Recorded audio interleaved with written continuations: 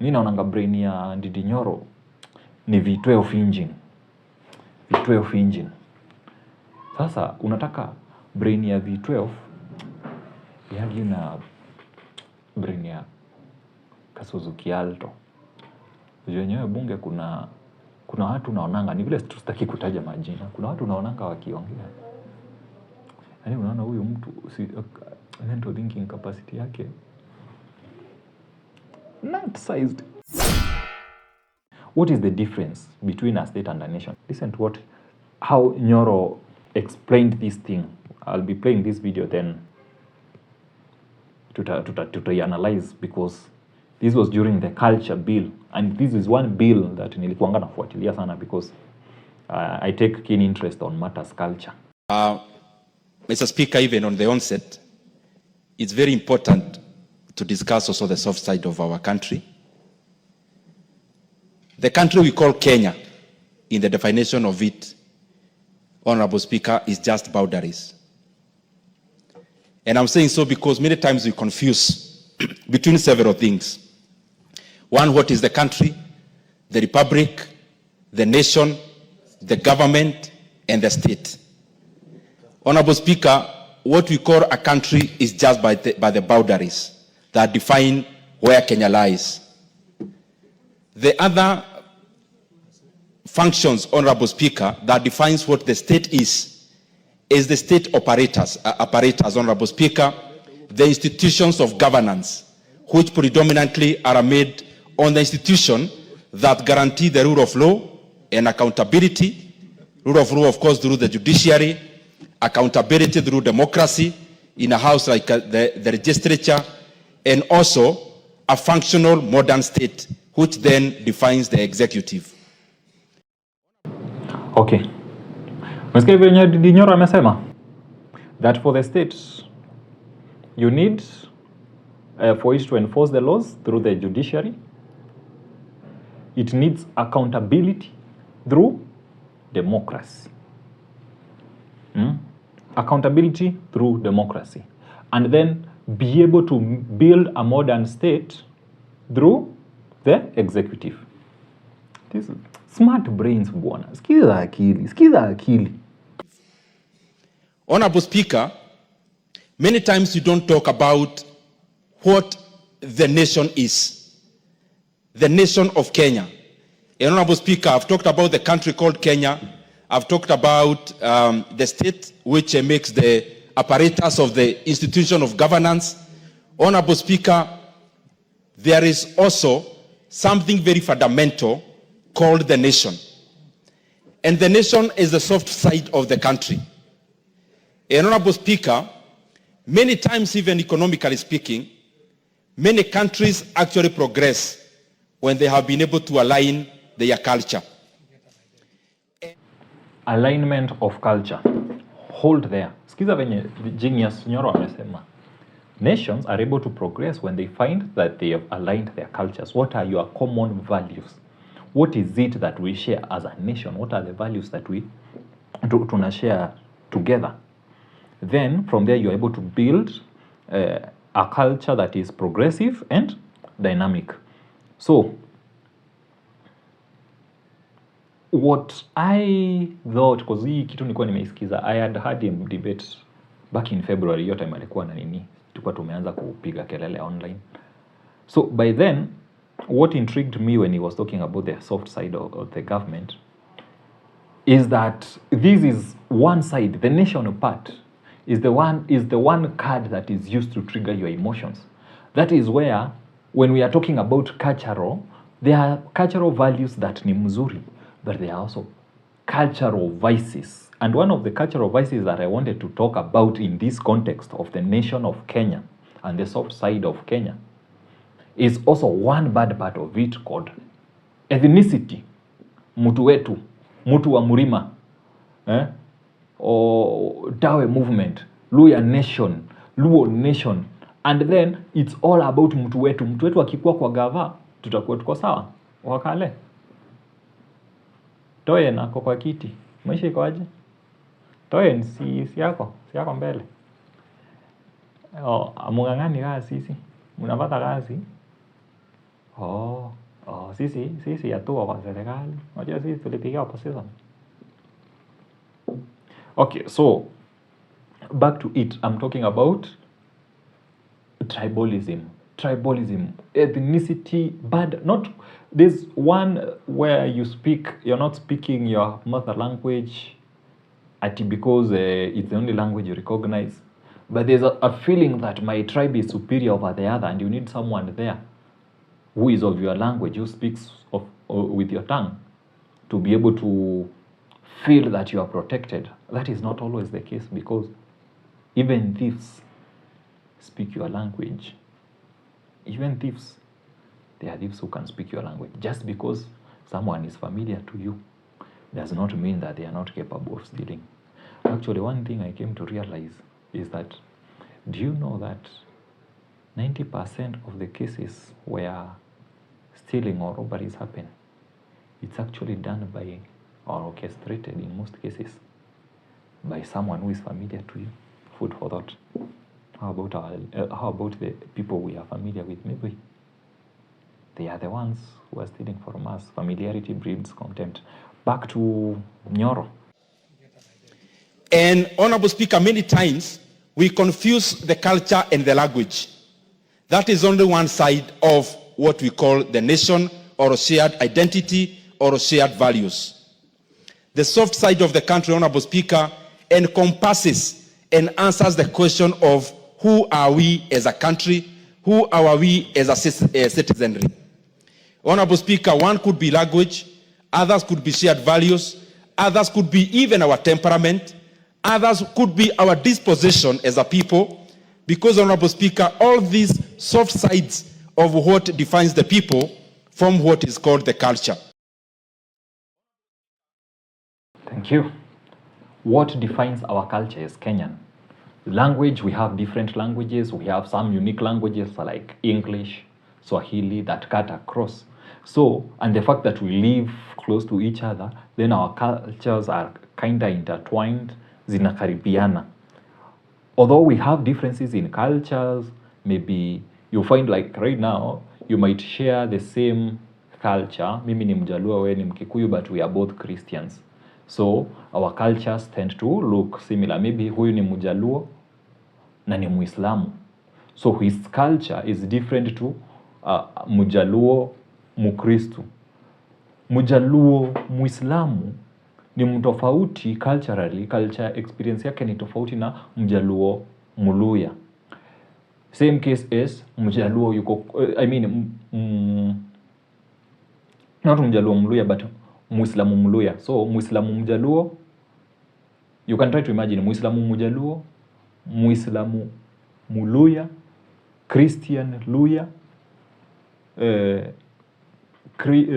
Muslim Luo. They all have a different experience. So if you are trying to look at this, you have to look at the religion that you've been practicing. Maybe hata mwingine ni Mkikuyu na he practices the Gikuyu religion.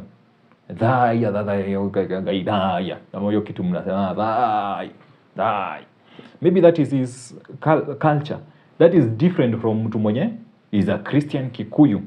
And there are those differences. But however, in between those differences zenye tuko nazo, what are the same values that we share? Language could be one of them, English, Swahili. Then our differences in language, we borrow a word from here. Sheng is also another language that we can define as one of the Kenyan languages, because I feel that Sheng is going to be like one day like the Niger Pidgin. The way Wanaija walichukuanga English na wakai colonize in their own way and created their own special language. And their beauty is that they've understood themselves as a nation. Wako na mashida mingi, but language ain't a problem in Niger. The Pidgin is understood. Their Pidgin is understood in the whole of the country. So, I'm wondering, 60 years down the line, because I'm a student of culture, have we really identified what are our shared values as Christians, Muslims?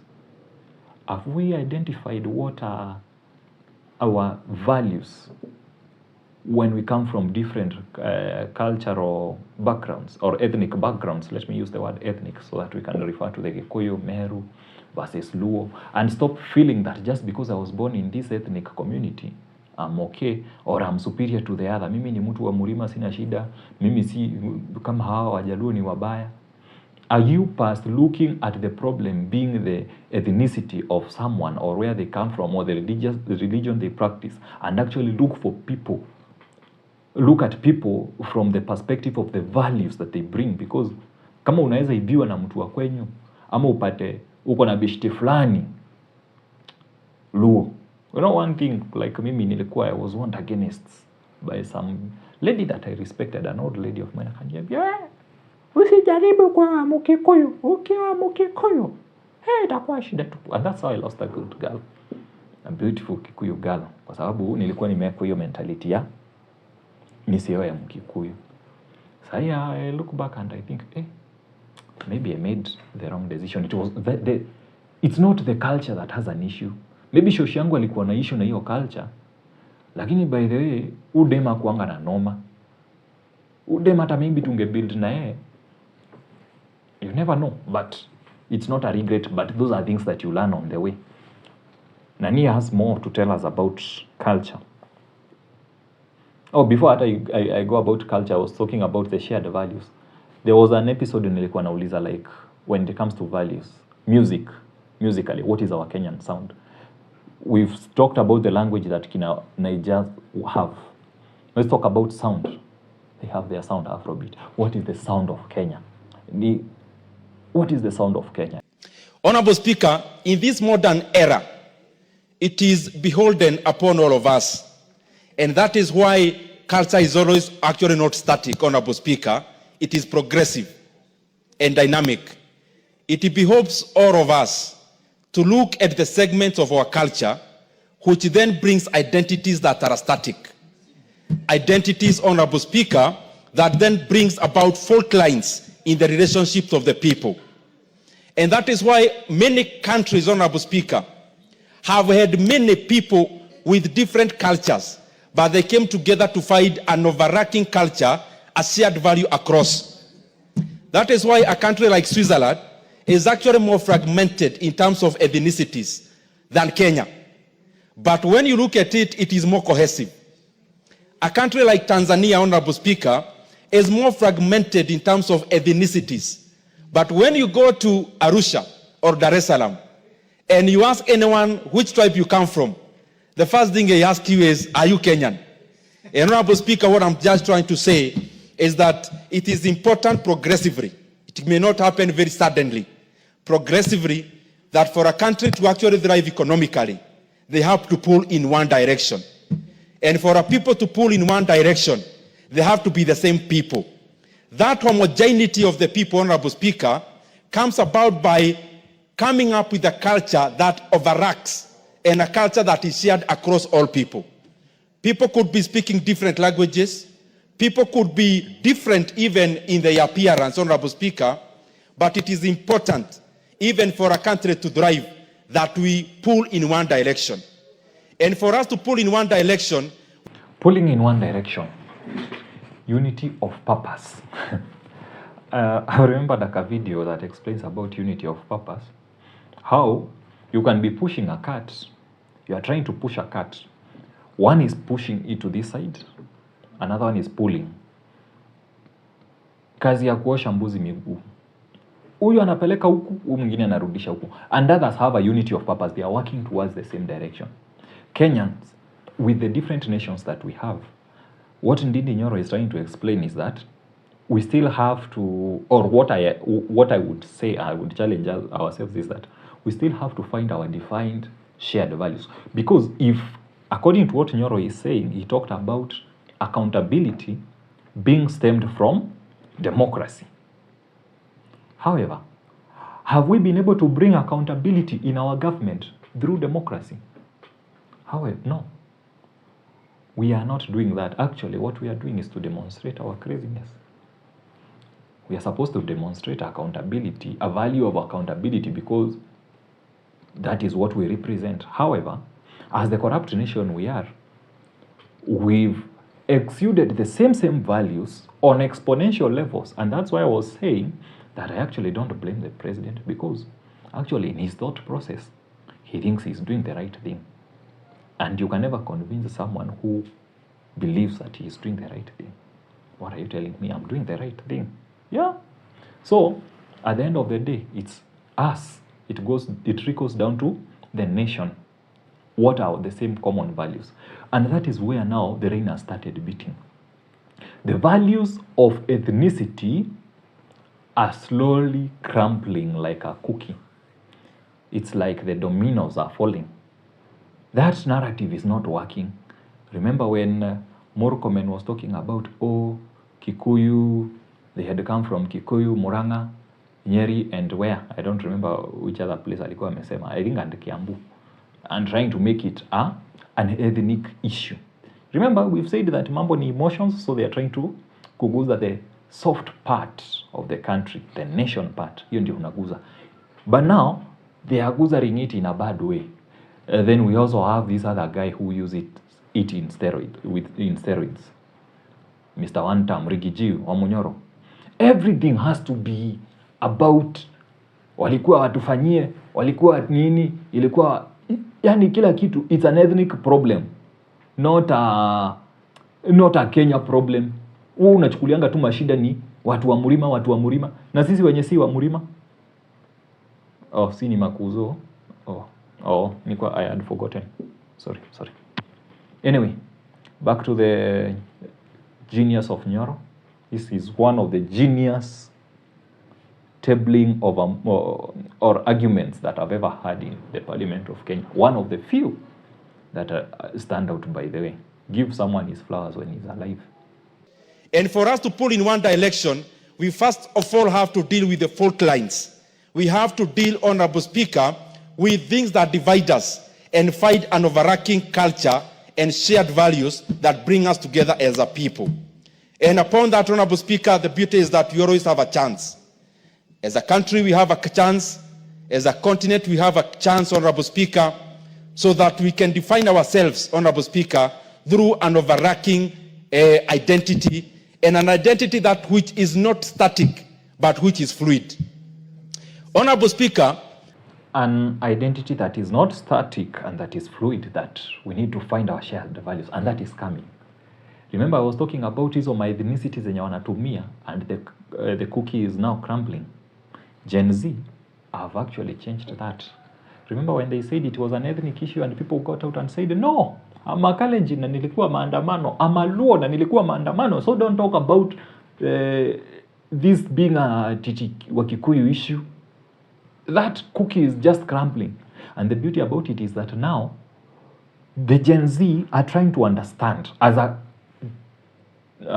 social scientist, I'm seeing a cultural situation where the Gen Zs, despite their different cultures, different religions, languages, as a people, a common people of Kenya, are trying to understand what are the values that we represent.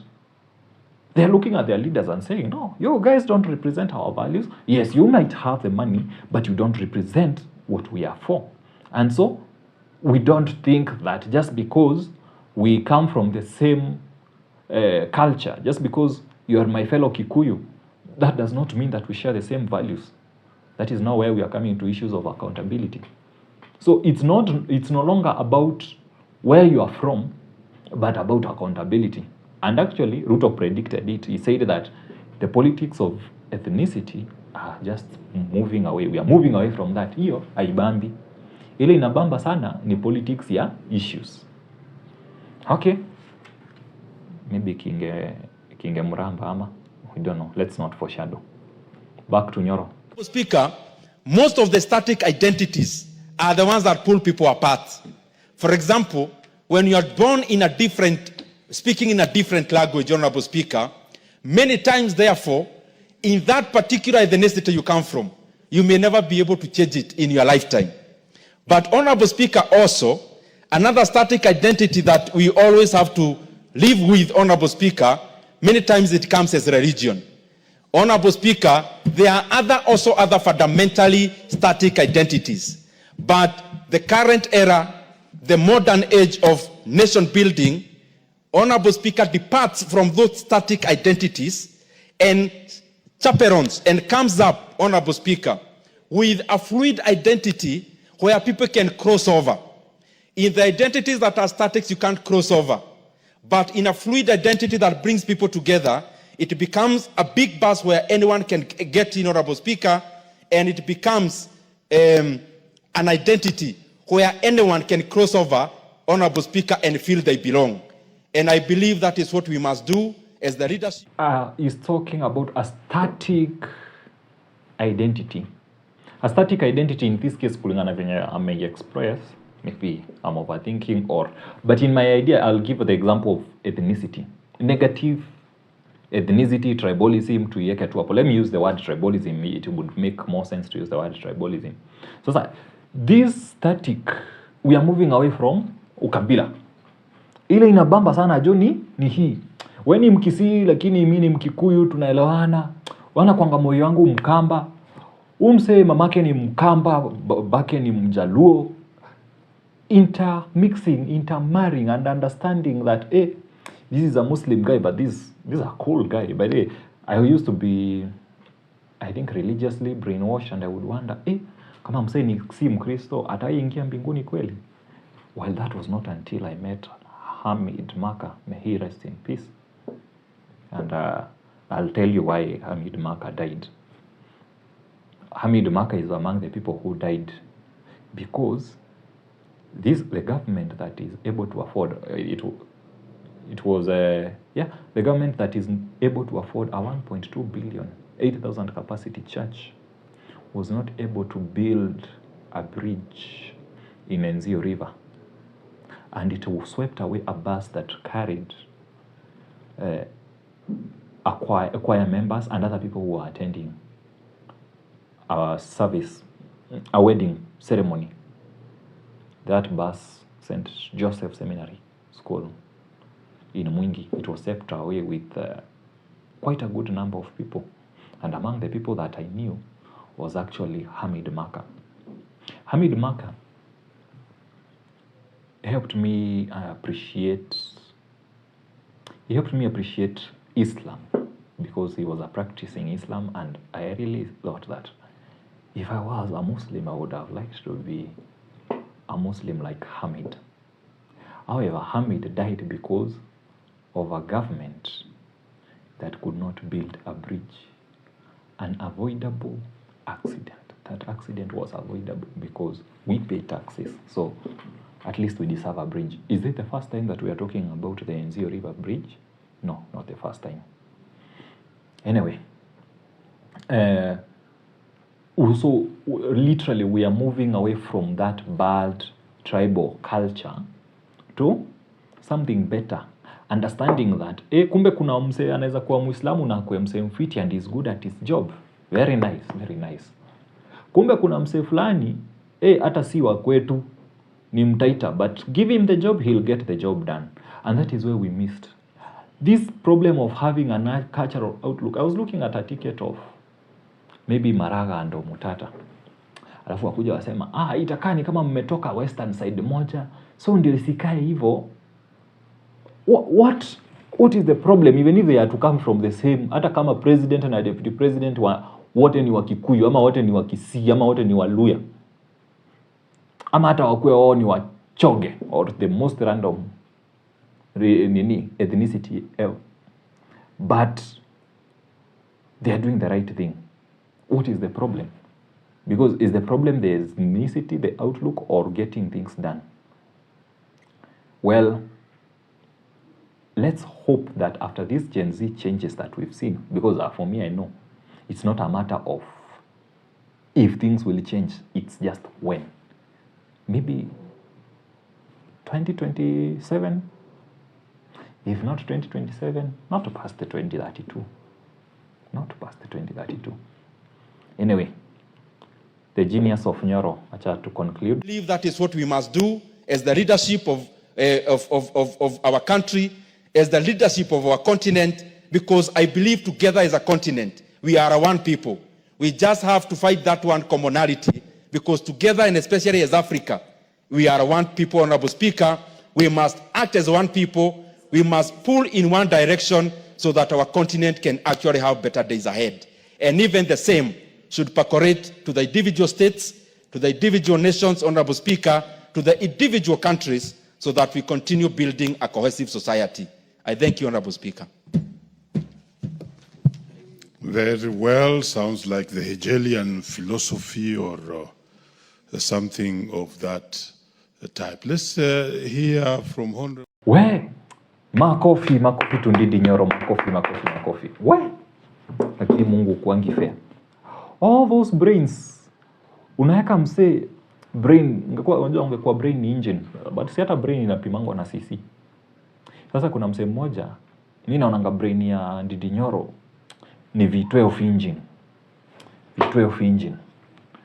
Sasa unataka brain ya V12 yagi na brain ya Suzuki Alto.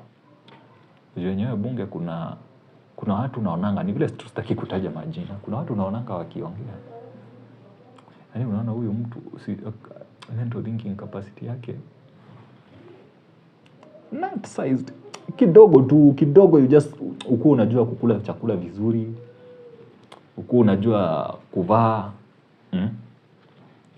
Hesabu ya kuiba pale ukiulizwa uliiba ngapi. Hiyo kidogo ya kugawagawa chakula pale, tubasari kidogo hapa na pale. Lakini proper brains like this have actually been ignored. Hey, ningekuanga rais na kuambia kazi Ndindi Nyoro angekuanga nayo. Wewe. Noma sana. Unajua kwa hii gava Sudi ako na zee kuliko